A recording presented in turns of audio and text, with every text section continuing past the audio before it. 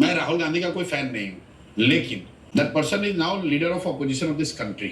उस चेयर का सम्मान है। करेक्ट। और as a leader of opposition अगर उन्होंने इलेक्टोरल प्रक्रिया को लेकर कोई बात, कोई तथ्य सामने रखा है, तो आप ये नहीं कह सकते अरे यार इनके राहुल गांधी कहने से क्या होता है। वो देश का विपक्ष का आदमी नेता है, अगर वो कह रहा है तो आपको उसको जांच करना चाहिए, उस पर रिप्लाई देना चाहिए। संभव है कि वो जो कह रहे हैं वो सही नहीं है।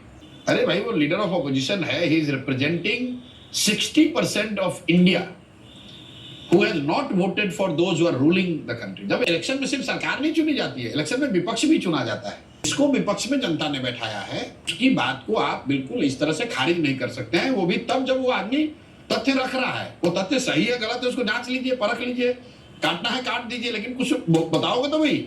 3 आदमी इलेक्शन कमीशन में बैठा हुआ, जो मन में आया कहते नहीं सुनेंगे।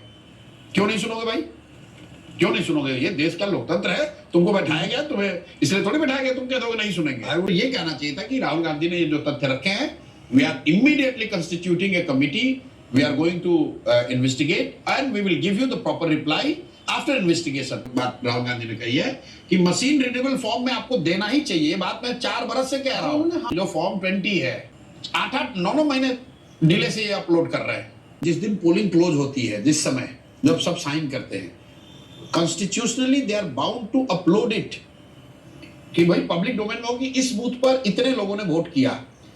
और जब काउंटिंग होती है उससे पहले वो चेक होना चाहिए, वो अपलोड ही नहीं कर रहे। तो भाई आप एआई के जमाने में विश्वगुरु बनने जा रहे हो, कह रहे हो, दावा कर रहे हो, तो कम से कम जो इलेक्टोरल डेटा है उसको अवेलेबल तो कराओ नेट पे। मैं कह रहा हूँ I-20 नहीं, राहुल गांधी जो डेटा मांग रहे हैं वो तो छोड़ दो, जो वोटिंग हो रहा है वो डेटा नहीं अपलोड हो रहा है। क्या जीता वो 8-8 महीने, 1-1 साल, 2-2 साल डिले से अपलोड करते हैं। तो सोचेगा कि भाई इनकी इंटीग्रिटी कॉम्प्रोमाइज्ड है, और ये कॉम्प्रोमाइज्ड आज नहीं हुई है। टीएन सेशन से पहले एक फेज था जबकि कोई जानता ही नहीं था कि इलेक्शन कमीशन भी करके कोई चीज है। जो टीएन सेशन के बाद एक दौर चला जब इलेक्शन कमीशन को लेकर एक देश में सम्मान, विश्वास बढ़ा। 2014 के बाद से वो विश्वास कम होता जा रहा है। वो इलेक्शन कमीशन पर जो एक अंधविश्वास लोगों का हो गया था कि भैया कुछ भी हो इलेक्शन फेयर हो रहा है, वो कम होता जा रहा है।